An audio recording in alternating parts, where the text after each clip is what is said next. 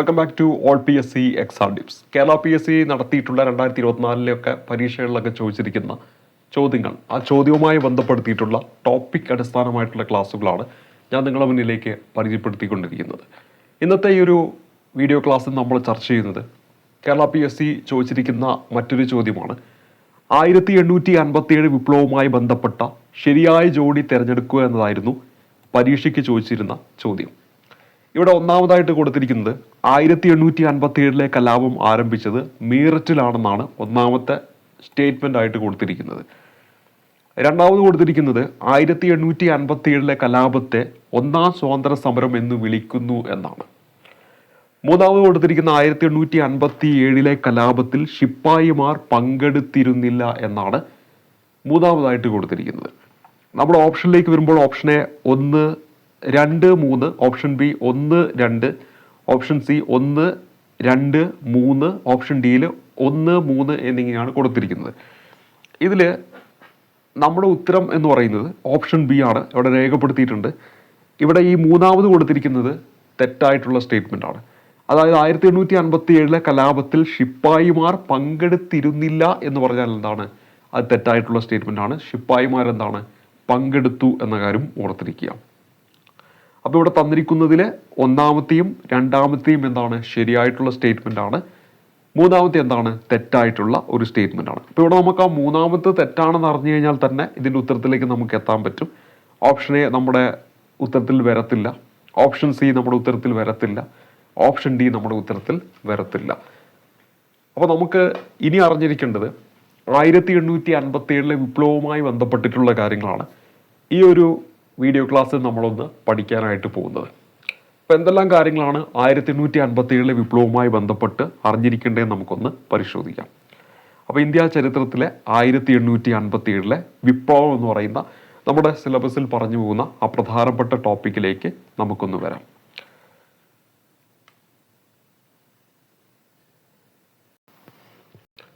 ഇവിടെ നമ്മൾ ആദ്യമായിട്ട് പരിചയപ്പെടുന്ന പോയിന്റ്, ഈസ്റ്റ് ഇന്ത്യ കമ്പനിയുടെ ഭരണത്തിനെതിരെ നാടിൻ്റെ മോചനത്തിനായുള്ള ആദ്യ ബഹുജന സമരമായിരുന്നു 1857 വിപ്ലവം. 1857 വിപ്ലവം ഈസ്റ്റ് ഇന്ത്യ കമ്പനിയുടെ ഭരണത്തിനെതിരെയായിരുന്നു. ഇത്തരത്തിൽ ഈസ്റ്റ് ഇന്ത്യ കമ്പനിയുടെ ഭരണത്തിനെതിരെ നാടിൻ്റെ മോചനത്തിനായിട്ടുള്ള ആദ്യത്തെ ബഹുജന സമരമായിരുന്നു 1857 വിപ്ലവം. ഈ വിപ്ലവത്തെ ഇന്ത്യയുടെ ഒന്നാം സ്വാതന്ത്ര്യ സമരമെന്നും ശിപ്പായി ലഹള എന്നും വിശേഷിപ്പിക്കുന്നു. 1857 വിപ്ലവത്തെ ഇന്ത്യയുടെ ഒന്നാം സ്വാതന്ത്ര്യ സമരം എന്ന് വിശേഷിപ്പിക്കുന്നുണ്ട്. അതോടൊപ്പം തന്നെ ശിപ്പായി ലഹള എന്നും വിശേഷിപ്പിക്കുന്നുണ്ട്.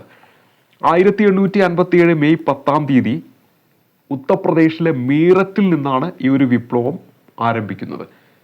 ഉത്തർപ്രദേശിലെ മീററ്റിൽ നിന്ന്. ഇവിടെ ആ ഒരു സമയത്ത് ഉത്തർപ്രദേശ് അറിയപ്പെട്ടത് യുണൈറ്റഡ് പ്രൊവിൻസ് എന്നാണ്. UP അന്നറിയപ്പെട്ടത് യുണൈറ്റഡ് പ്രൊവിൻസ് എന്നാണെന്ന കാര്യം കൂടി ഓർത്തിരിക്കുക. ഇത് ഏറ്റവും കൂടുതലായിട്ട് വ്യാപിച്ചത് ഇന്നത്തെ ഏത് പ്രദേശത്താണെന്ന് ചോദിച്ചാൽ ഉത്തർപ്രദേശിലാണ്. അതുപോലെ തന്നെ ഇത് വ്യാപിച്ചിട്ടില്ലാത്ത പ്രദേശങ്ങളുണ്ട്. പഞ്ചാബ്, മദ്രാസ്, ബോംബെ തുടങ്ങിയ പ്രദേശങ്ങളിൽ 1857 വിപ്ലവം വ്യാപിച്ചിട്ടില്ല. അപ്പോൾ ഇവിടെ ഏറ്റവും ഇമ്പോർട്ടൻ്റ് ആയിട്ട് അറിഞ്ഞിരിക്കേണ്ടത് 1857 വിപ്ലവം പൊട്ടിപ്പുറപ്പെട്ടത് എന്നാണ്. 1857 മെയ് 10 എവിടെ നിന്നാണെന്ന് വെച്ചാൽ ഉത്തർപ്രദേശിലെ മീററ്റിൽ നിന്നാണ്. അന്ന് ഈ ഉത്തർപ്രദേശ് അറിയപ്പെട്ടത് യുണൈറ്റഡ് പ്രൊവിൻസ് എന്നാണെന്ന കാര്യം കൂടി ഓർക്കുക. 1857 വിപ്ലവം ഏറ്റവും കൂടുതൽ വ്യാപിച്ചത് എവിടെയാണ്? UPയിലാണ്. എന്നാൽ ഇത് വ്യാപിക്കാത്ത പ്രദേശങ്ങൾ ഏതൊക്കെയാണ്? പഞ്ചാബ്, മദ്രാസ്, ബോംബെ തുടങ്ങിയ സ്ഥലങ്ങൾ ഓർത്തിരിക്കുക. വിപ്ലവത്തിൻ്റെ വിശേഷണങ്ങളാണ് ഇന്ത്യയുടെ ഒന്നാം സ്വാതന്ത്ര്യ സമരം, ശിപ്പായി ലഹള എന്നിവ. ഇനി ഇതിൻ്റെ രഹസ്യമുദ്രകളാണ് ചപ്പാത്തിയും ചുവന്ന താമരയും. അപ്പോൾ ഏത് വിപ്ലവത്തിൻ്റെ രഹസ്യമുദ്രയാണ് ചപ്പാത്തിയും ചുവന്ന താമരയും എന്ന് ചോദിച്ചാൽ ഉത്തരമായിട്ട് വരേണ്ടത് 1857 വിപ്ലവമാണ്. കലാപകാരികൾ രഹസ്യമായി ആശയങ്ങൾ കൈമാറാൻ ഉപയോഗിച്ചിരുന്നത് എന്തായിരുന്നു? ചപ്പാത്തിയായിരുന്നു. അപ്പോൾ ഈ ചപ്പാത്തിക്കുള്ളിൽ അവരുടെ രഹസ്യമായിട്ടുള്ള കാര്യങ്ങൾ അവർ കൈമാറാൻ ഉപയോഗിച്ചിരുന്നു. അതുകൊണ്ട് തന്നെ ഈ ഒരു വിപ്ലവത്തെ ചപ്പാത്തി വിപ്ലവം എന്നും അറിയപ്പെടുന്നുണ്ട്. അപ്പോൾ ഈ ഒരു വിപ്ലവത്തെ എങ്ങനെയും വിളിക്കുന്നുണ്ട്? ചപ്പാത്തി വിപ്ലവം എന്നും വിളിക്കുന്നുണ്ടെന്ന കാര്യം ഓർത്തിരിക്കുക. ഇനി അടുത്തത് 1857 വിപ്ലവം ഒരു പൂർണ്ണ പരാജയമായിരുന്നു. 1858 ജൂലൈ മാസത്തിൽ ബ്രിട്ടീഷുകാർ എന്ത് ചെയ്യുന്നു? ഈ വിപ്ലവം എന്ത് ചെയ്യാണ്? അടിച്ചമർത്തുകയാണ് ചെയ്യുന്നത്. ഈ വിപ്ലവത്തിലെ പ്രധാനപ്പെട്ട വ്യക്തികളിലേക്ക് വരുമ്പോൾ അവിടെ ഒരു പേര് നമ്മൾ ഓർത്തിരിക്കേണ്ടത് ബഹദൂർ ഷാ രണ്ടാമനാണ്. ബഹദൂർ ഷാ രണ്ടാമൻ ആ ഒരു സമയത്തെ മുഗൾ ഭരണാധികാരിയായിരുന്നു. ഈ ഒരു വിപ്ലവ സമയത്ത് മുഗൾ ഭരണാധികാരി ആരായിരുന്നു എന്ന് ചോദിച്ചാൽ ബഹദൂർ ഷാ രണ്ടാമനാണ്. ഇന്ത്യ ചരിത്രത്തിലെ ഏറ്റവും അവസാനത്തെ മുഗൾ ഭരണാധികാരി ആരെന്ന് ചോദിച്ചാലും ഉത്തരമായിട്ട് വരേണ്ടത് ബഹദൂർ ഷാ രണ്ടാമനെയാണ്. അദ്ദേഹത്തെ ബഹദൂർ ഷാ സഫർ എന്നും അറിയപ്പെട്ടിരുന്നു. അദ്ദേഹത്തെ വിളിച്ചിരുന്ന മറ്റൊരു പേരാണ് ബഹദൂർ ഷാ സഫർ. വിപ്ലവകാരികൾ വിപ്ലവം തുടങ്ങി കുറച്ച് ദിവസത്തിന് ശേഷം ഡൽഹി പിടിച്ചടക്കുകയുണ്ടായിരുന്നു വിപ്ലവകാരികൾ. അങ്ങനെ ഡൽഹി പിടിച്ചടക്കിയ ശേഷം അവിടുത്തെ ചക്രവർത്തിയായിട്ട് അവരോധിച്ചത് ആരെയായിരുന്നു? ബഹദൂർ ഷാ രണ്ടാമനെയാണ്. അങ്ങനെ ചക്രവർത്തിയായിട്ട് അവരോധിച്ചിട്ട് അദ്ദേഹത്തിന് ഷാഹിൻ ഷായെ ഹിന്ദുസ്ഥാൻ എന്ന് പറയുന്ന ഒരു പദവി നൽകി. എന്താണ് ഷാഹിൻ ഷായെ ഹിന്ദുസ്ഥാൻ എന്ന് വെച്ചാൽ ഇന്ത്യയുടെ ചക്രവർത്തി എന്നാണ് അതിൻ്റെ അർത്ഥം. അപ്പോൾ ഇദ്ദേഹത്തെ എന്താണ് ചക്രവർത്തിയായിട്ട് അവരോധിക്കുന്നു ഡൽഹിയുടെ. അതിനുശേഷം അദ്ദേഹത്തിന് ഷാഹിൻ ഷായെ ഹിന്ദുസ്ഥാൻ എന്നൊരു പദവി നൽകുകയും ചെയ്തു. അതിൻ്റെ അർത്ഥം എന്താണ്? ഇന്ത്യയുടെ ചക്രവർത്തി എന്നാണെന്ന കാര്യം ഓർത്തിരിക്കുക. അദ്ദേഹത്തിൻ്റെ കൂടെ ഉണ്ടായിരുന്ന ബ്രിട്ടീഷ് സൈന്യത്തിലെ സുബേദാറായിരുന്നു ആര്? ബക്ത് ഖാൻ. അപ്പോൾ ബഹദൂർ ഷാ രണ്ടാമനും ബക്ത് ഖാനും എവിടെ കേന്ദ്രീകരിച്ച് 1857 വിപ്ലവത്തിന് നേതൃത്വം നൽകി? ഡൽഹി കേന്ദ്രീകരിച്ചാണെന്ന കാര്യം ഓർത്തിരിക്കുക. അദ്ദേഹത്തെ പിന്നീട് റങ്കൂണിലേക്ക് നാട് കടത്തുകയാണ്. റങ്കൂണിലേക്ക് നാട് കടത്തുന്നു. അദ്ദേഹത്തെ പിടിക്കുന്നത് ഹുമയൂണിൻ്റെ ശവകുടീരത്തിൽ നിന്നാണ്. ശവകുടീരത്തിൽ നിന്നാണ്. അതിനുശേഷം അദ്ദേഹത്തെ റങ്കൂണിലേക്ക് നാട് കടത്തുന്നു. ഇന്ന് ഇത് അറിയപ്പെടുന്ന യാങ്കോൺ എന്നാണ്. അന്ന് റങ്കൂൺ എന്നറിയപ്പെട്ടു. ഇന്ന് അറിയപ്പെടുന്ന എന്ത് പേരിലാണ്? യാങ്കോൺ എന്നാണ്. ഇത് എവിടെയാണെന്ന് വെച്ചാലോ നമ്മുടെ ബർമയിലാണ്. ബർമ എന്ന് പറഞ്ഞാൽ ഇന്നത്തെ മ്യാൻമാറാണ്. അപ്പോൾ മ്യാൻമാറിലെ റങ്കൂണിലേക്ക് ഇദ്ദേഹത്തെ എന്ത് ചെയ്യാണ്? നാട് കടത്തുകയാണ്. അവിടെ വെച്ചിട്ട് ഇദ്ദേഹം അന്തരിക്കുന്നു. അദ്ദേഹത്തിന് ശവകുടീരമൊക്കെ സ്ഥിതി ചെയ്യുന്നത് ഈ റങ്കൂണിലാണെന്ന കാര്യം ഓർത്തിരിക്കണം. ഇനി 1857 വിപ്ലവ സമയത്ത് ബ്രിട്ടനിലെ രാജ്ഞി വിക്ടോറിയ രാജ്ഞിയും ബ്രിട്ടനിലെ പ്രധാനമന്ത്രി പാൽമർസ്റ്റോൺ പ്രഭുവുമാണ് ബ്രിട്ടനിലെ പ്രധാനമന്ത്രി എന്ന കാര്യം ഓർക്കുക. 1857 വിപ്ലവ സമയത്ത് ബ്രിട്ടനിലെ രാജ്ഞി ആരെന്ന് പഠിച്ചു? ഉത്തരമായിട്ട് വരേണ്ടത് വിക്ടോറിയ രാജ്ഞിയാണ്. അവിടുത്തെ പ്രധാനമന്ത്രി പഠിച്ചു പാൽമർസ്റ്റോൺ പ്രഭുവാണ്. ഈ ഒരു സമയത്ത് ഗവർണർ ജനറൽ, ഇന്ത്യയിലെ ഗവർണർ ജനറൽ ഓഫ് ഇന്ത്യ എന്ന് പറയുന്ന പദവിയിലുണ്ടായിരുന്നത് കാനിങ് പ്രഭുവാണ്.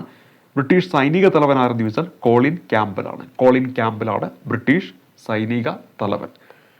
വിപ്ലവശേഷം കൊല്ലപ്പെട്ട ആദ്യ ബ്രിട്ടീഷ് ഉദ്യോഗസ്ഥനാരെന്ന് ചോദിച്ചാൽ, വിപ്ലവം ആരംഭിച്ച ശേഷം കൊല്ലപ്പെട്ട ആദ്യത്തെ ബ്രിട്ടീഷ് ഉദ്യോഗസ്ഥനാണ് കേണൽ ജോൺ ഫിനിസ് എന്ന പേര് ഓർത്തിരിക്കുക. നമ്മൾ 1857 ആ വിപ്ലവത്തിലെ ആദ്യ രക്തസാക്ഷി എന്ന് പഠിക്കുന്ന മംഗൾ പാണ്ഡെയാണ്. ഇവിടെ നമ്മൾ പറഞ്ഞു ബ്രിട്ടീഷുകാരനാണ്. ആരാണെന്ന് ചോദിച്ചാൽ അവിടെ ഉത്തരമായിട്ട് വരേണ്ടത് കേണൽ ജോൺ ഫിനിക്സ് ആണെന്ന കാര്യം ഓർത്തിരിക്കുക. ഇനി വിപ്ലവത്തിന് നേതൃത്വം നൽകിയവരെല്ലാമാണ്? ഒന്ന് ശിപ്പായിമാർ, അതാണ് നമ്മുടെ ചോദ്യത്തിൽ നൽകിയത്, ശിപ്പായിമാർ. അതേപോലെ തന്നെ ഈ ശിപ്പായിമാർ എന്ന് പറയുന്നത് അന്ന് ബ്രിട്ടീഷ് സൈന്യത്തിലൊപ്പം ഉണ്ടായിരുന്ന ഇന്ത്യൻ സൈനികരെയാണ് നമ്മൾ ഇന്ന് പറയുന്നത് ശിപ്പായിമാർ എന്ന് വിളിക്കുന്നത്. ഇനി ദത്തവകാശ നിയമപ്രകാരം അധികാരം നഷ്ടപ്പെടുമെന്ന് ഉറപ്പായ നാട്ടുരാജ്യങ്ങൾ എന്തായിരുന്നു? ഈ വിപ്ലവത്തിന് നേതൃത്വം നൽകി. അതുപോലെ തന്നെ രാജാക്കന്മാർ, പിന്നെ കർഷകർ, അതുപോലെ കരകൗശല തൊഴിലാളികൾ, ഇവരെല്ലാം എന്താണ് വിപ്ലവത്തിന് നേതൃത്വം നൽകിയിട്ടുണ്ട്. അപ്പോൾ ഇത് SCERT കൃത്യമായിട്ട് ലിസ്റ്റിട്ട് പറയുന്ന ഒരു കാര്യമാണ് ഇവിടെ എടുത്തു പറഞ്ഞത്. ഈ കരകൗശല തൊഴിലാളികൾ എന്ന് പറയുന്നത് കൃത്യമായിട്ട് ഒരു പരീക്ഷയ്ക്ക് ഒരു സ്റ്റേറ്റ്മെൻറ്റിൽ വന്നിട്ടുണ്ട്. നിങ്ങൾ പ്രീവിയസ് ക്വസ്റ്റ്യൻ പേപ്പറൊക്കെ റെഫർ ചെയ്യുന്നുണ്ടെങ്കിൽ അവിടെ നിങ്ങൾ കണ്ടിട്ടുണ്ടാകും. അപ്പോൾ ആ ഒരു സമയത്ത് നമുക്കൊരു കൺഫ്യൂഷൻ വന്നിട്ടുണ്ടാകും, ഈ കരകൗശല തൊഴിലാളികൾ നമ്മളെവിടെയും കേട്ടിട്ടില്ലല്ലോ എന്ന്. പക്ഷെ അത് കൃത്യമായിട്ട് അവിടെ പറയുന്നുണ്ട്, നമ്മുടെ SCERT ടെക്സ്റ്റ് ബുക്കിൽ പറയുന്നുണ്ട്. അപ്പോൾ ഈ പറഞ്ഞ ഓരോ പോയിന്റുകളും മനസ്സിലേക്ക് കൊണ്ടുവരണം. ഇനി വിപ്ലവത്തിൻ്റെ കാരണങ്ങൾ എന്താണ്? മൃഗക്കൊഴുപ്പ് പുരട്ടിയ പുതിയ തിരകൾ, വെടിയുണ്ടകൾ ഉപയോഗിക്കാൻ നിർബന്ധിച്ചതാണ് എന്ത്? ഇന്ത്യൻ പട്ടാളക്കാരെ ഈ പറയുന്ന ബ്രിട്ടീഷുകാർക്കെതിരായിട്ട് തിരിയാനായിട്ടുള്ള ഒരു പ്രധാന കാരണം, അല്ലെങ്കിൽ ഈ വിപ്ലവത്തിലേക്ക് തിരിയാനായിട്ടുള്ള പ്രധാന കാരണം എന്ന് പറയുന്നത്. അന്ന് ഉപയോഗിച്ചിരുന്ന തോക്കാണ് എൻഫീൽഡ് തോക്കുകൾ അല്ലെങ്കിൽ P53 തോക്കുകൾ. ഈ തോക്കുകളിൽ ഉപയോഗിച്ചിരുന്ന തിരകൾ അല്ലെങ്കിൽ വെടിയുണ്ടയിൽ മൃഗക്കൊഴുപ്പ് പുരട്ടിയിട്ടുണ്ട് എന്നൊരു വാർത്ത പരക്കുന്നു. അപ്പോൾ അതെന്താണ്? അതിൽ ഉപയോഗിച്ചിരുന്നത് പശുവിൻ്റെയും പന്നിയുടെയും ഒക്കെ മൃഗക്കൊഴുപ്പാണ്. അപ്പോൾ ആ ഒരു വാർത്ത പരന്നത് എന്താണ്? ഈ ഒരു പ്രക്ഷോഭത്തിൽ, അതായത് 1857 വിപ്ലവത്തിലേക്ക് നയിക്കാനുള്ള പ്രധാനപ്പെട്ട ഒരു കാരണമായിട്ട് പറയുന്നു. അതുകൂടാതെ ദത്തവകാശ നിരോധന നിയമം നടപ്പിലാക്കിയത്. ദത്തവകാശ നിരോധന നിയമത്തിലൂടെ നാട്ടുരാജ്യങ്ങളൊക്കെ ബ്രിട്ടീഷുകാരെ പിടിച്ചടക്കാൻ വേണ്ടി ശ്രമിച്ചതും എന്താണ് ഈ പറയുന്ന വിപ്ലവത്തിലേക്ക് നയിച്ച പ്രധാനപ്പെട്ട കാരണങ്ങളായിട്ട് പറയാം. അപ്പോൾ ദത്തവകാശ നിരോധന നിയമം എന്താണ് 1857 വിപ്ലവത്തിലേക്ക് നയിച്ച പ്രധാനപ്പെട്ട ഒരു കാരണമായിട്ട് നമുക്ക് പറയാൻ പറ്റും. ഇനി അടുത്തത് ഇവിടെ പറയുന്നത് ഈ ദത്തവകാശ നിരോധന നിയമം നടപ്പിലാക്കുന്നത് 1848 ഡൽഹൌസിയുടെ കാലഘട്ടത്തിലാണ്. അന്ന് അദ്ദേഹം ഗവർണർ ജനറൽ ആയിട്ടുള്ള ഡൽഹൌസിയുടെ കാലഘട്ടത്തിലാണ്. 1848 പരീക്ഷയ്ക്ക് ചോദിച്ച വർഷമാണ്. ഇത് നടപ്പിലാക്കിയ ശേഷം ആദ്യമായിട്ട് കൂട്ടിച്ചേർത്ത നാട്ടുരാജ്യം ചോദിച്ചാൽ അത് സത്താറയാണ്. മഹാരാഷ്ട്രയിലെ സത്താറ 1848 തന്നെ ഇത് കൂട്ടിച്ചേർത്തു. ദത്തവകാശ നിരോധന നിയമത്തിലൂടെ അവസാനം കൂട്ടിച്ചേർത്തത് ഏത് നാട്ടുരാജ്യമാണെന്ന് ചോദിച്ചാൽ ഔദാണ്. 1856 ഉത്തർപ്രദേശിലെ ഔദ്. പിന്നെ ഈ പറയുന്ന ജയ്പൂർ, സാമ്പൽപൂർ, ദുയ്പൂർ, നാഗ്പൂർ, ഝാൻസി തുടങ്ങിയ സ്ഥലങ്ങളൊക്കെ എന്താണ് ദത്തവകാശ നിരോധന നിയമത്തിലൂടെ കൂട്ടിച്ചേർത്തിട്ടുണ്ട്. ഇതൊക്കെ ജസ്റ്റ് ഒന്ന് ഓർത്ത് വെച്ചാൽ മതി. ഇനി 1859 എന്ത് ചെയ്യുന്നു? നമ്മുടെ ഈ യുദ്ധമൊക്കെ കഴിഞ്ഞു, അതായത് വിപ്ലവമൊക്കെ കഴിഞ്ഞു. 1852 ഗവൺമെൻറ് ഓഫ് ഇന്ത്യ ആക്ട് വരുന്നു. ആ ആക്ടിന് ശേഷം ഗവർണർ ജനറൽ ഓഫ് ഇന്ത്യ എന്ന് പറയുന്ന പദവി പോയിട്ട് അവിടേക്ക് വൈസ്രോയി എന്ന് പറയുന്ന ഒരു പദവി വരുന്നു. അങ്ങനെ ആ ഒരു പദവിയിലേക്ക് എത്തിയ ആദ്യത്തെ വ്യക്തിയാണ് കാനിങ് പ്രഭു. നമുക്കറിയാം ഗവർണർ ജനറൽ ഓഫ് ഇന്ത്യ പദവിയിൽ ഉണ്ടായിരുന്ന അവസാനത്തെ വ്യക്തിയായിരുന്നു വെച്ചാൽ കാനിങ് പ്രഭുവാണ്. അതേപോലെ വൈസ്രോയി ആയിട്ടുള്ള ആദ്യത്തെ വ്യക്തിയായിരുന്നു വെച്ചാലും കാനിങ് പ്രഭുവാണ്. അപ്പോൾ ഈ കാനിങ് പ്രഭു എന്ത് ചെയ്തു? 1859 ഈ പറയുന്ന ദത്തവകാശ നിരോധന നിയമം എന്ത് ചെയ്യാണ്? പിൻവലിച്ചു എന്ന കാര്യം ഓർത്തിരിക്കുക. ആരാണ് പിൻവലിച്ചത്? കാനിങ് പ്രഭുവാണ്. ഇതിനെ ഇംഗ്ലീഷിൽ ഡോക്ട്രെയിൻ ഓഫ് ലാപ്സ് എന്നാണ് പറയുക. ഇംഗ്ലീഷിൽ എന്താണ്? ഡോക്ട്രെയിൻ ഓഫ് ലാപ്സ് എന്നാണ് ഇംഗ്ലീഷിൽ പറയുന്നത്. അപ്പോൾ ഇവിടെ ഇംഗ്ലീഷിൽ പറയുന്നത് എന്താണ്? ഡോക്ട്രെയിൻ ഓഫ് ലാപ്സ് എന്നാണ് ഇതിനെ ഇംഗ്ലീഷിൽ പറയുന്നത്. അപ്പോൾ ദത്തവകാശ നിരോധന നിയമം പിൻവലിച്ചത് ആരാന്ന് വെച്ചിട്ടുണ്ടെങ്കിൽ ഉത്തരമായിട്ട് വരേണ്ടത് നമ്മുടെ കാനിങ് പ്രഭുവാണ്. അതേസമയത്ത് ഇത് നടപ്പിലാക്കിയതാരെന്ന് ചോദിച്ചാൽ 1848 നമ്മുടെ ഡൽഹൌസിയാണ്. അപ്പോൾ പിൻവലിച്ചത് എപ്പോഴാണ്? 1859 ദത്തവകാശ നിയമത്തിന് പുറമെ ദുർഭരണ കുറ്റം ആരോപിച്ചും ബ്രിട്ടീഷുകാർ എന്ത് ചെയ്തു? നാട്ടുരാജ്യങ്ങളെ പിടിച്ചടക്കിയിരുന്നു. അപ്പോൾ ഇതും എന്താണ് 1857 വിപ്ലവത്തിലേക്ക് നയിച്ചു. അതുപോലെ തന്നെ ശിപ്പായിമാരുടെ പ്രശ്നങ്ങൾ, അവർക്ക് തുച്ഛമായ വേതനമായിരുന്നു നൽകിയിരുന്നത്. ദീർഘനേരം അവർ ജോലി ചെയ്യേണ്ടതായിട്ട് വന്നു. അവധിയൊന്നും അവർക്കില്ലായിരുന്നു. മോശമായ ഭക്ഷണമാണ് നൽകിയത്. അതേപോലെ തന്നെ അവർക്ക് വിതരണം ചെയ്ത റൊട്ടിയിൽ എല്ലുപൊടി ചേർത്തിരുന്നു എന്നൊരു വാർത്തയൊക്കെ അവിടെ പരക്കുന്നു. അപ്പോൾ ഇതെല്ലാം എന്താണ് 1857 വിപ്ലവത്തിലേക്ക് നയിച്ച പ്രധാനപ്പെട്ട കാരണങ്ങളായിട്ട് എടുത്തു പറയുന്നു. ഇനി വിപ്ലവത്തിൻ്റെ ബുദ്ധികേന്ദ്രം എന്നറിയപ്പെടുന്നത് നാനാ സാഹിബാണ്. ദൊണ്ടു പാണ്ട് അല്ലെങ്കിൽ ദോണ്ടു പന്ത് എന്നൊക്കെ അറിയപ്പെടുന്നത് ഈ നാനാ സാഹിബാണ്. അദ്ദേഹത്തിൻ്റെ യഥാർത്ഥ നാമമാണ് ഈ പറയുന്ന ദൊണ്ടു പാണ്ട് അല്ലെങ്കിൽ ദോണ്ടു പന്ത് എന്നൊക്കെ പറയുന്നത്. ഇനി മൂന്നാം നെപ്പോളിയൻ എന്നറിയപ്പെടുന്നത് നാനാ സാഹിബാണ്. ബാജിറാവു രണ്ടിൻ്റെ ദത്തുപുത്രനാണ് ഈ പറയുന്ന നാനാ സാഹിബ്. മറാത്തയിലെ അവസാന പേഷ്വയായിരുന്ന ബാജിറാവു രണ്ടിൻ്റെ ദത്തുപുത്രനാണ് നാനാ സാഹിബ്. വിപ്ലവത്തിൻ്റെ ബുദ്ധികേന്ദ്രം എന്നറിയപ്പെടുന്നു നാനാ സാഹിബ്.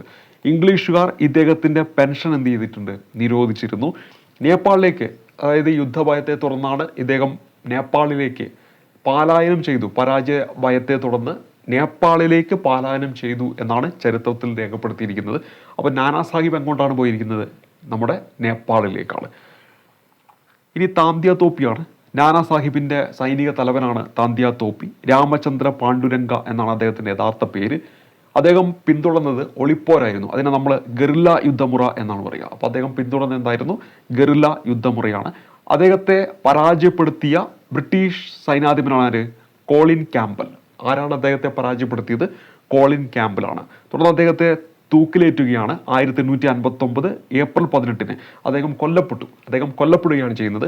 എവിടെ വെച്ചിട്ട്? ശിവപുരിയിൽ വെച്ചിട്ട് അദ്ദേഹം എന്ത് ചെയ്യാണ്? കൊല്ലപ്പെടുകയാണ് ചെയ്യുന്നത്. മധ്യപ്രദേശിലെ ശിവപുരിയിൽ വെച്ചിട്ട്. ഇവിടെ തന്നെയാണ് അദ്ദേഹത്തിന് എന്ത് സ്ഥിതി ചെയ്യുന്നത്? സ്മാരകവും സ്ഥിതി ചെയ്യുന്നത്. അപ്പോൾ 1859 ഏപ്രിൽ 18. ഇനി വിപ്ലവത്തിൻ്റെ വന്ധ്യവയോധികൻ എന്നറിയപ്പെടുന്ന കൻവർ സിംഗ് ആണ്. വിപ്ലവത്തിൻ്റെ അംബാസിഡർ, പ്രവാചകൻ എന്നൊക്കെ അറിയപ്പെടുന്നത് അസിമുള്ള ഖാനാണ്. അതേസമയത്ത് ബുദ്ധികേന്ദ്രം നമ്മൾ പഠിച്ചു, നാനാ സാഹിബാണ്. അപ്പോൾ ബുദ്ധികേന്ദ്രം എന്ന് ചോദിച്ചാൽ നാനാ സാഹിബാണ്. ഇനി വന്ധ്യവയോധികൻ എന്ന് ചോദിച്ചാൽ കൻവർ സിംഗ് ആണ്.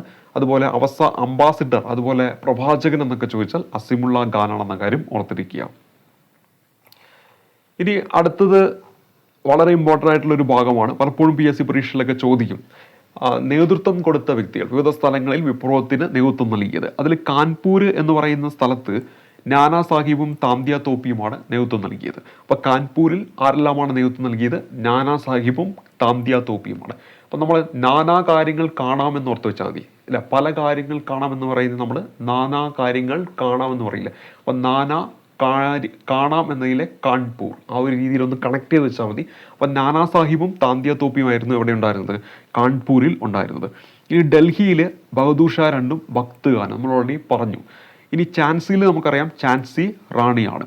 ഗ്വാളിയോറിലേക്ക് വരുമ്പോൾ അവിടെ നമ്മുടെ ഝാൻസി റാണിയും താന്തിയ തോപ്പിയും എന്താണ് ഈ പറയുന്ന വിപ്ലവത്തിന് നേതൃത്വം നൽകി. അപ്പോൾ താന്തിയ തോപ്പി എവിടെയുണ്ട്? ഈ പറയുന്ന കാൺപൂരിൽ നേതൃത്വം നൽകിയിട്ടുണ്ട് നാനാ സാഹിബിനോടൊപ്പം ചേർന്ന്. പിന്നെ അദ്ദേഹം എങ്ങോട്ട് പോയി? നേപ്പാളിലേക്ക് പോയി. അപ്പോൾ അദ്ദേഹം എവിടേക്ക് വന്നു? ഗ്വാളിയോറിൽ ഝാൻസി റാണിയോടൊപ്പം നേതൃത്വം നൽകുന്നുണ്ട്. ഇനി ഫൈസാബാദിൽ മൗലവി അഹമ്മദുള്ള. ഫൈസാബാദിൽ ആരാണ്? മൗലവി അഹമ്മദുള്ള. ആസാമിൽ മണിറാം ദത്തയാണ്. ബീഹാറിൽ കൻവർ സിംഗ് ആണ്. ജഗദീഷ്പൂർ അതുപോലെ തന്നെ ആര ഇവിടങ്ങളിലൊക്കെ നേതൃത്വം നൽകിയത് ആരാണ്? കൻവർ സിംഗ് ആണ്. ബീഹാർ, ജഗദീഷ്പൂർ, ആര തുടങ്ങിയ സ്ഥലങ്ങളിൽ നേതൃത്വം നൽകിയത് കൻവർ സിംഗ് ആണെന്ന കാര്യം ഓർത്തിരിക്കുക. അപ്പോൾ നമ്മൾ ആദ്യം പറഞ്ഞത് നാനാ സാഹിബും താന്തിയ തോപ്പിയും കാൺപൂരിൽ. ഇതേ താന്തിയ തോപ്പി തന്നെ എവിടെ വരുന്നുണ്ട്? ഗ്വാളിയോർ വരുന്നുണ്ട് ഝാൻസി റാണിയോടൊപ്പം. ഝാൻസിയിൽ ഝാൻസി റാണി. പിന്നീട് ഡൽഹിയാണ്. ഡൽഹിയിൽ ബഹദൂർ ഷാ രണ്ടും ഭക്ത് ഖാനുമാണ് നേതൃത്വം നൽകുന്നത്. ഫൈസാബാദിൽ മൗലവി അഹമ്മദുള്ള, ആസാമിലെ മണിറാം ദത്ത, ബീഹാർ, ജഗദീഷ്പൂർ, ആര എന്നിവിടങ്ങളിൽ കൻവർ സിംഗ് ആണ് നേതൃത്വം നൽകുന്നത്. ഇനി മീററ്റിൽ കദം സിംഗ് ആണ്. മീററ്റിൽ ആരാണ് നേതൃത്വം നൽകുന്നത്? കദം സിംഗ് ആണ്. മധുരയിൽ, ഉത്തർപ്രദേശിലെ മധുരയിൽ ദേവി സിംഗ് ആണ്. അലഹബാദിൽ ലിയാഖത്ത് അലിയാണ് 1857 വിപ്ലവത്തിന് നേതൃത്വം നൽകിയത്. ഇനി ഹരിയാനയിൽ റാവു തുലാറാമാണ്. കോട്ട അല്ലെങ്കിൽ രാജസ്ഥാനിലെ കോട്ടയിൽ അവിടെ നേതൃത്വം നൽകിയത് ജയദയാലാണ്. ലക്നൗ, ആഗ്ര, അയോധ്യ ബീഗം ഹസ്രത്ത് മകളാണ്. ഇതിൽ ലക്നൗ പ്രത്യേകം നോട്ട് ചെയ്ത് വെക്കുക. അവിടെ നേതൃത്വം നൽകിയായിരുന്നു വെച്ചാൽ ബീഗം ഹസ്രത്ത് മകളാണ്. ഇതുകൂടാതെ ആഗ്ര, അയോധ്യ എന്നിവിടങ്ങളിലും ബീഗം ഹസ്രത്ത് മകൾ 1857 വിപ്ലവത്തിന് നേതൃത്വം നൽകി. ഔദിൽ നേതൃത്വം നൽകിയത് ബുർജിസ് ഖാദറാണ്. അതുപോലെ തന്നെ ബീഗം ഹസ്രത്ത് മകൾ ഇവർ എവിടെയും നേതൃത്വം നൽകിയിട്ടുണ്ട്? ഔദിലും നേതൃത്വം നൽകിയിട്ടുണ്ട്. അപ്പോൾ ലക്നൗ, ആഗ്ര, ഔദ്, അയോധ്യ ഇവിടങ്ങളൊക്കെ ആര് നേതൃത്വം നൽകുന്നുണ്ട്? ബീഗം ഹസ്രത്ത് മകൾ നേതൃത്വം നൽകുന്നുണ്ട്. ഇതിൽ ഔദിൽ ബുർജിസ് ഖാദറും എന്ത് ചെയ്യുന്നുണ്ട്? കൂടെയുണ്ടെന്ന കാര്യം ഓർത്തിരിക്കുക. ഇനി ബറേലി, റോഹിൽഘട്ട് ഇവിടങ്ങളിൽ നേതൃത്വം നൽകിയത് ഖാൻ ബഹദൂർ ഖാനാണ്. ബറേലി, റോഹിൽഘട്ട് എന്നിവിടങ്ങളിൽ നേതൃത്വം നൽകിയത് ഖാൻ ബഹദൂർ ഖാനാണ്. ബറൌട്ട് പർഗാന പ്രീവിയസ് ആയിട്ട് ചോദിച്ചാണ്. ഷാമലാണ് അവിടെ നേതൃത്വം നൽകിയത്. ഇനി മാൻഡസോറിൽ നേതൃത്വം നൽകിയത് ഫിറോസ് ഷാ ആണെന്ന കാര്യം ഓർത്തിരിക്കുക. അപ്പോൾ നമ്മൾ പറഞ്ഞെന്താണ്? നാനാ സാഹിബ് എവിടെയെല്ലാം നേതൃത്വം നൽകി? കാൺപൂരിലാണ്. അതുപോലെ തന്നെ താന്തിയ തോപ്പിയും കൂടി ഉണ്ടായിരുന്നു. ഇതേ താന്തിയ തോപ്പി ഝാൻസി റാണിയോടൊപ്പം ഗ്വാളിയോറിലുണ്ടായിരുന്നു. ഇനി ഝാൻസിയിൽ ആരാണ്? ഝാൻസി റാണിയാണ്. ഡൽഹിയിലോ ബഹദൂർ ഷാ രണ്ടും ഭക്ത് ഖാനുമാണ്. ഇനി ഫൈസാബാദിൽ മൗലവി അഹമ്മദുള്ളിയാണ്. ആസാമിൽ മണിറാം ദത്ത, ബീഹാറിലും ജഗദീഷ്പൂരിലും ആരയിലും കൻവർ സിംഗ് ആണ് നേതൃത്വം നൽകുന്നത് എന്ന കാര്യം ഓർത്തിരിക്കുക. ഇനി അടുത്ത് നമ്മളിവിടെ പരിചയപ്പെട്ടത് മീററ്റിൽ കദം സിംഗ് ആണ്. മധുരയിൽ ദേവി സിംഗ് ആണ്. അതുപോലെ തന്നെ അലഹബാദിൽ ലിയാഖത്ത് അലിയാണ്. പിന്നെ ഹരിയാനയിൽ നേതൃത്വം നൽകിയത് റാവു തുലാറാമാണ്. കോട്ട ഇന്ന് രാജസ്ഥാനിലാണ്. അതിൽ നേതൃത്വം നൽകിയത് ജയദയാലാണ്. ലക്നൗ, ആഗ്ര, ഔദ്, അയോധ്യ ഇവിടങ്ങളിലൊക്കെ നേതൃത്വം നൽകിയത് ബീഗം ഹസ്രത്ത് മകൾ എന്ന പേര് ഓർക്കുക. അതിൽ ഔദിൽ ബുർജിസ് ഖാദൻ കൂടെ ഉണ്ടെന്ന് ഓർക്കുക. ഇനി അടുത്തത് നമ്മുടെ ബറേലി, റോഹിൽഘട്ട് അവിടെ ഖാൻ ബഹദൂർ ഖാൻ. ബറൌട്ട് പർഗാനയിൽ ഷാമൽ, മാൻഡസോറിൽ ഫിറോസ് ഷാ എന്നിവരാണ് 1857 വിപ്ലവത്തിന് നേതൃത്വം നൽകിയത്. ഇനി അടുത്തായിട്ട് ഇവിടെ പറയുന്നത് പരാജയ കാരണമാണ്. ഈ ഒരു വിപ്ലവം പരാജയപ്പെട്ടു എന്ന് നമ്മൾ പറഞ്ഞു. അതിനൊന്ന് കഴിവുള്ള നേതൃത്വത്തിൻ്റെ അഭാവമാണ് ഒരു കാരണമായിട്ട് പറയുന്നത്. ഇനി കലാപത്തിന് സംഘടിത സ്വഭാവം ഉണ്ടായിരുന്നില്ല. കൃത്യമായ ഒരു ആസൂത്രണം ഉണ്ടായിരുന്നില്ല. സംഘടനാ മികവും മെച്ചപ്പെട്ട ആയുധങ്ങളും ഈസ്റ്റ് ഇന്ത്യ കമ്പനിക്ക് ഉണ്ടായിരുന്നു. അപ്പോൾ അതുകൊണ്ട് തന്നെ നമ്മുടെ ഇന്ത്യക്കാരെ അടിച്ചമർത്താൻ അവർക്ക് വളരെ എളുപ്പമായിരുന്നു. ഇന്ത്യക്കാരിൽ എല്ലാ വിഭാഗങ്ങളുടെയും പിന്തുണ നേടുന്നതിൽ എന്താണ്? കലാപകാരികൾ പരാജയപ്പെട്ടു. ഇംഗ്ലീഷ് വിദ്യാഭ്യാസം നേടിയ ഇന്ത്യക്കാരെന്താണ്? സമരത്തെ എതിർത്തിരുന്നു. ഈ വിപ്ലവത്തെ എന്തായിരുന്നു? എതിർത്തിരുന്നു. സമ്പന്നരായ നാട്ടുരാജ്യങ്ങൾ ഈസ്റ്റ് ഇന്ത്യ കമ്പനിക്ക് പിന്തുണ നൽകുകയും ചെയ്തു. അപ്പോൾ ഇതൊക്കെ എന്താണ് ഈ ഒരു വിപ്ലവം പരാജയപ്പെടാനുള്ള പ്രധാനപ്പെട്ട കാരണങ്ങളാണ്. ഇനി എന്താണ് ഈ ഒരു വിപ്ലവത്തിൻ്റെ അനന്തരഫലം? അതിൽ ഏറ്റവും ഇമ്പോർട്ടൻ്റ് മുഗൾ ഭരണത്തിന് അന്ത്യം കുറിക്കുന്നു. അപ്പോൾ ഏറ്റവും അവസാനത്തെ മുഗൾ ചക്രവർത്തി ആരെന്ന് ചോദിച്ചാൽ ബഹദൂർ ഷാ രണ്ടാമൻ നമ്മൾ പഠിച്ചു. അതായത് മുഗൾ ഭരണത്തിന് പൂർണ്ണമായിട്ടും ഇന്ത്യയിൽ അന്ത്യം കുറിക്കുന്നത് 1857 വിപ്ലവത്തിന് ശേഷമാണ്.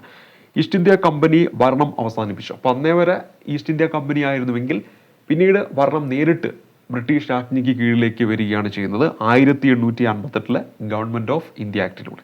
അപ്പോൾ ഈസ്റ്റ് ഇന്ത്യ കമ്പനിയുടെ ഭരണം അവസാനിപ്പിച്ച് ഇന്ത്യയുടെ ഭരണം പൂർണ്ണമായിട്ടും ബ്രിട്ടീഷ് രാജ്ഞിക്ക് കീഴിൽ വരാൻ കാരണമായ നിയമം ചോദിച്ച ഏതാണ്? 1858 ഗവൺമെൻറ് ഓഫ് ഇന്ത്യ ആക്ട് ആണ്. 1850 government of India act 1850 Victoria രാജ്ഞിയുടെ വിളംബരം എന്ന പേരിലും അറിയപ്പെടുന്നുണ്ടെന്നാലും ഓർത്തിരിക്കുക.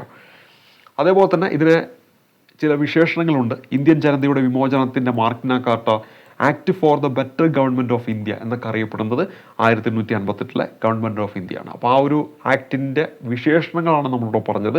ഇന്ത്യൻ ജനതയുടെ വിമോചനത്തിൻ്റെ Magna Carta, act for the better government of India.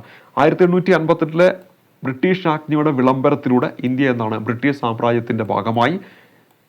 ഈ ഒരു നിയമപ്രകാരം ഭരണാധികാരി ആരായിട്ട് മാറുന്നു? ബ്രിട്ടനിലെ രാജ്ഞിയായിട്ട് മാറുന്നു. അന്നാരായിരുന്നു? വിക്ടോറിയ രാജ്ഞിയാണ്. 1858 ഗവൺമെൻറ് ഓഫ് ഇന്ത്യ ആക്ട് പ്രകാരം ഗവർണർ ജനറൽ ഓഫ് ഇന്ത്യ എന്നത് എന്തായിട്ട് മാറി? വൈസ്രോയി ആയിട്ട് മാറി. 1858 ഓഗസ്റ്റ് 2 വൈസ്രോയി എന്ന പദവി വരുന്നത്. അങ്ങനെ ആ ഒരു പദവിയിലേക്ക് ആദ്യമായിട്ട് എത്തുന്നത് കാനിങ് പ്രഭുവാണ്. അപ്പോൾ ഗവർണർ ജനറൽ ഓഫ് ഇന്ത്യയിൽ അവസാനമായിട്ടുണ്ടായിരുന്ന വ്യക്തിയാണ് കാനിങ് പ്രഭു. ആദ്യത്തെ വൈസ്രോയി ആയിരുന്നു വെച്ചാലും കാനിങ് പ്രഭു ആണ്.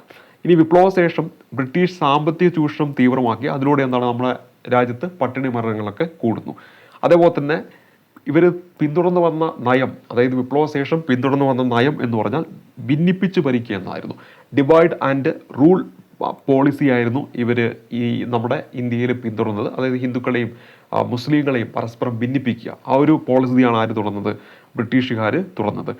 ഇത് ഇന്ത്യൻ ദേശീയതയുടെയും ദേശീയ പ്രസ്ഥാനത്തിൻ്റെയും വളർച്ചയ്ക്ക് സഹായമായി. 1858 വിപ്ലവം എന്ന് പറയുന്നത് ഇന്ത്യൻ ദേശീയതയുടെയും അതോടൊപ്പം തന്നെ ദേശീയ പ്രസ്ഥാനത്തിൻ്റെയും വളർച്ചയ്ക്ക് എന്താണ് സഹായകമായി എന്ന കാര്യം ഓർത്തിരിക്കുക. ഇനി ദത്തവകാശ നിരോധന നിയമം എന്ത് ചെയ്യുന്നുണ്ട്? പിൻവലിക്കുന്നുണ്ട്. 1859 ആ ഒരു കാലഘട്ടത്തിൽ ദത്തവകാശ നിരോധന നിയമം എന്താണ്? പിൻവലിക്കുന്നു. പിൻവലിച്ച ആരാണ്? കാനിങ് പ്രഭു. നടപ്പിലാക്കിയത് 1848 ആരാണ്? ഡൽഹൌസിയാണ്. ഇനി ഇതിൻ്റെ കുറച്ച് വിശേഷണങ്ങളുണ്ട്. ഇന്ത്യയുടെ ഒന്നാം സ്വാതന്ത്ര്യ സമരം എന്ന് V D Savarkar 1857 first war of independence എന്ന ബുക്കിൽ പറഞ്ഞു. അപ്പോൾ ഇന്ത്യയുടെ ഒന്നാം സ്വാതന്ത്ര്യ സമരം എന്ന് വി ഡി സവർക്കർ പറഞ്ഞത് 1857 വിപ്ലവത്തെയാണ്. 1857 ഫസ്റ്റ് വാർ ഓഫ് ഇൻഡിപെൻഡൻസ് എന്ന ബുക്കിലൂടെ. ചെകുത്താൻ്റെ കാറ്റെന്നാണ് ബ്രിട്ടീഷുകാർ ഇതിനെ വിശേഷിപ്പിച്ചത്. ശിപ്പായി ലഹള എന്നാണ് ജോൺ ലോറൻസും സീലിയും ഇതിനെ വിശേഷിപ്പിച്ചത്. സീലി, ജോൺ ലോറൻസ് എന്നീ രണ്ടുപേര് ഇതിനെ ശിപ്പായി ലഹള എന്ന് വിശേഷിപ്പിച്ചു. ആഭ്യന്തര കലാപം എന്നാണ് എസ് പി ചൗധരി പറഞ്ഞത്. ഫ്യൂഡൽ റിവോൾട്ട് എന്ന് പീപ്പിൾ പ്ലാൻ എന്ന് പറയുന്ന ബുക്കിൽ എം.എൻ. റോയ് ആണ് ഇങ്ങനെ വിശേഷിപ്പിച്ചത്. ദേശീയ ഉയർത്തെഴുന്നേൽപ്പ് എന്ന് ബെഞ്ചമിൻ ഡിസ്രേലി ഇതിനെ വിശേഷിപ്പിച്ചു. എന്നാൽ അദ്ദേഹം ബ്രിട്ടീഷ് പാർലമെന്റിൽ ഇതിനെ വിശേഷിപ്പിച്ച ദേശീയ കലാപം എന്നാണ് ബെഞ്ചമിൻ ഡിസ്രേലി ഇതിനെ വിശേഷിപ്പിച്ചത്. അപ്പോൾ നമ്മൾ പറഞ്ഞത് എന്താണ്? ഇന്ത്യയുടെ ഒന്നാം സ്വാതന്ത്ര്യ സമരം എന്ന് V D Savarkar, 1857 first war of independence എന്ന ബുക്കിൽ. ഇനി ചെകുത്താൻ്റെ കാറ്റെന്ന് ബ്രിട്ടീഷുകാർ, ശിപ്പായി ലഹള എന്ന് ജോൺ ലോറൻസും സീലിയും, ആഭ്യന്തര കലാപം എന്ന് എസ് പി ചൗധരിയും, ഫ്യൂഡൽ റിവോൾട്ട് എന്ന് എം.എൻ. റോയും, പീപ്പിൾ പ്ലാൻ എന്ന ബുക്കിൽ ദേശീയ ഉയർത്തെഴുന്നേൽപ്പെന്ന് ബെഞ്ചമിൻ ഡിസ്രേലി. എന്നാൽ അദ്ദേഹം ബ്രിട്ടീഷ് പാർലമെന്റിൽ പറഞ്ഞത് ദേശീയ കലാപം എന്നാണ്. ഇനി പരിഷ്കൃതരും അപരിഷ്കൃതരും തമ്മിലുള്ള സമരം എന്ന് ടി.ആർ. ഹോംസ് ആണ് ഇതിനെ വിശേഷിപ്പിച്ചത്. പരിഷ്കൃതരും അപരിഷ്കൃതരും തമ്മിലുള്ള സമരം. അതുപോലെ നഷ്ടപ്പെട്ട മഹത്വം വീണ്ടെടുക്കാനുള്ള അവസാന ശ്രമം എന്നാണ് ഇതിനെ ആര് വിളിച്ചത്? പെൻസിവൽ സ്പിയർ എന്ന് പറയുന്ന വ്യക്തി ഇതിനെ വിശേഷിപ്പിച്ചത്. ഇനി മതത്തിന് വേണ്ടിയുള്ള സമരമായി ആരംഭിച്ചു, സ്വാതന്ത്ര്യത്തിന് വേണ്ടിയുള്ള യുദ്ധമായി അവസാനിച്ചു എന്ന് എസ്.എൻ. സെൻ ആണ് 1857 വിപ്ലവത്തെ വിശേഷിപ്പിച്ചത്. അതുപോലെ തന്നെ 1857 ഫസ്റ്റ് വാർ ഓഫ് ഇൻഡിപെൻഡൻസ് എന്ന പുസ്തകം വി ഡി സവർക്കറിൻ്റെയാണ്. ഇന്ത്യൻ വിപ്ലവകാരികളുടെ റഫറൻസ് ഗ്രന്ഥം എന്നറിയപ്പെടുന്നത് 1857 ഫസ്റ്റ് വാർ ഓഫ് ഇൻഡിപെൻഡൻസ് എന്ന് പറയുന്ന ഈ ഒരു പുസ്തകമാണ്. അതുപോലെ തന്നെ മത്സ്യപ്രവാസ് എന്ന് പറയുന്ന ഒരു മറാത്ത ഗ്രന്ഥമുണ്ട്. അത് വിഷ്ണു ഭട്ട് ഗോഡ്സെയാണ് ഈ ഒരു വിപ്ലവവും പശ്ചാത്തലമായിട്ട് രചിച്ചത്. അമൃതം തേടി എന്ന് പറയുന്ന മലയാറ്റൂർ രാമകൃഷ്ണൻ്റെ നോവലും 1857 വിപ്ലവമാണ് പശ്ചാത്തലം. റിലീഫ് ഓഫ് ലക്നോ എന്ന് പറയുന്ന ഒരു ചിത്രമുണ്ട്. ആ ചിത്രം വരച്ചിരിക്കുന്ന ആരെന്ന് വെച്ചാൽ തോമസ് ജോൺസ് ബാർക്കർ എന്ന് പറയുന്ന വ്യക്തിയാണ്. അപ്പോൾ ഈ ഒരു ചിത്രം, ഈ റിലീഫ് ഓഫ് ലക്നോ, മലയാളത്തിൽ പറഞ്ഞ ലക്നൗവിൻ്റെ ആശ്വാസം എന്നാണ് അതിൻ്റെ മലയാളം. അതൊരു ചിത്രമാണ്. ആ ചിത്രം വരച്ചിരിക്കുന്നത് തോമസ് ജോൺസ് ബാർക്കർ എന്ന് പറയുന്ന വ്യക്തിയാണ്. ഇനി അടുത്ത ആദ്യത്തെ ചിത്രം, അതായത് ചലച്ചിത്രം, സിനിമ, ഈ ഒരു വിപ്ലവം പശ്ചാത്തലമായിട്ട് വന്ന ആദ്യത്തെ ചലച്ചിത്രമാണ് 1977 വന്ന സത്രഞ്ച് കെ ഗിലാരി എന്ന് പറയുന്ന സിനിമ. എന്താണ് സത്രഞ്ച് കെ ഗിലാരി എന്ന സിനിമ? ഇത് ആരുടെ സിനിമയാണ്? സത്യജിത് റേയുടെ സിനിമയാണെന്ന കാര്യം കൂടി ഓർത്തിരിക്കുക. ആരുടെ സിനിമയാണ്? സത്യജിത് റേയുടെ സിനിമയാണ് എന്ന കാര്യം കൂടി ഓർത്തിരിക്കുക. അപ്പോൾ ഇവിടെ നമ്മൾ പറഞ്ഞത് ഈ ഒരു വിപ്ലവം പശ്ചാത്തലമായിട്ട് പുറത്തു വന്ന ആദ്യത്തെ സിനിമ ഏതാണെന്ന് വെച്ചാൽ അവിടെ ഉത്തരമായിട്ട് വരേണ്ടത് ഏതാണ്? സത്രഞ്ച് കെ ഗിലാരി എന്ന് പറയുന്ന സിനിമയാണ്. സത്രഞ്ച് കെ ഗിലാരി എന്ന് പറയുന്ന സിനിമയാണ്. ഇത് ആരുടെ സിനിമയാണ്? സത്യജിത് റായിയുടെ സിനിമയാണെന്ന കാര്യം കൂടി ഓർത്തിരിക്കുക. അപ്പോൾ ഇത്രയും കാര്യങ്ങളാണ് നമ്മൾ ഈ ഒരു വിപ്ലവവുമായി ബന്ധപ്പെട്ട് അറിഞ്ഞിരിക്കേണ്ടത്. ഇപ്പോൾ വിപ്ലവവുമായി ബന്ധപ്പെട്ട് പരീക്ഷകളിലൊക്കെ ചോദിക്കാവുന്ന പ്രധാനപ്പെട്ട കാര്യങ്ങളാണ് നമ്മളിവിടെ പറഞ്ഞു പോയത്. ഇനി ഇവിടെ ഓർത്തിരിക്കേണ്ട മറ്റൊന്ന്, ഈ ഝാൻസി റാണിയുമായി ബന്ധപ്പെട്ട് കുറച്ച് കാര്യങ്ങൾ നമ്മൾ പറഞ്ഞു പോയിട്ടില്ല. ആ കാര്യങ്ങൾ കൂടി ജസ്റ്റ് ഒന്ന് പറഞ്ഞു പോവാണ്. ഈ ഒരു വിപ്ലവത്തിൻ്റെ ജവാൻ ഓഫ് ആർക്ക് എന്നറിയപ്പെടുന്ന ആരെന്ന് വെച്ചാൽ ഝാൻസി റാണിയാണ്. വിപ്ലവത്തിൻ്റെ ജവാൻ ഓഫ് ആർക്ക് എന്നറിയപ്പെടുന്നത് ആരാണ്? ഝാൻസി റാണിയാണെന്ന കാര്യം ഓർത്തിരിക്കുക. അപ്പോൾ നമ്മൾ ഇതിൽ കൂട്ടിച്ചേർക്കാത്തത് ഝാൻസി റാണിയുമായി ബന്ധപ്പെട്ട കാര്യങ്ങളാണ്.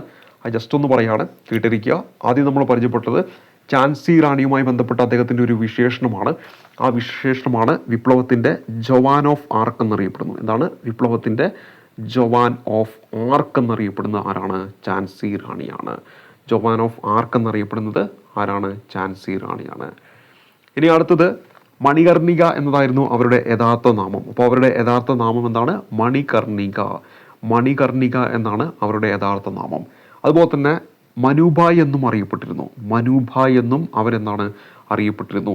അവരുടെ ഒരു രഹസ്യ നാമമുണ്ട്, അത് ചബേലി എന്നാണ്. ചബേലി എന്നായിരുന്നു രഹസ്യനാമം. അവരുടെ ഭർത്താവിൻ്റെ പേരാണ് ഗംഗാധർ റാവു. ഗംഗാധർ റാവു എന്ന പേര് ഓർത്തിരിക്കുക. പിന്നെ ഝാൻസി റാണിയെ വധിക്കാൻ നേതൃത്വം നൽകിയ ആരെന്ന് ചോദിച്ചാൽ ഹ്യൂഗ് റോസ് ആണ്. ഹ്യൂഗ് റോസ് ആണ് ഝാൻസി റാണിയെ വധിക്കാനായിട്ട് നേതൃത്വം നൽകുന്നത്. ഹ്യൂഗ് റോസ് ഝാൻസി റാണിയെക്കുറിച്ച് പറഞ്ഞത് വിപ്ലവകാരികൾക്കിടയിലെ ശക്തിയും സമുന്നതയുമായ നേതാവെന്നാണ്. വിപ്ലവകാരികൾക്കിടയിലെ ശക്തിയും സമുന്നതയുമായ നേതാവെന്ന് ഝാൻസി റാണിയെ വിശേഷിപ്പിച്ചത് ഹ്യൂഗ് റോസ് ആണ്.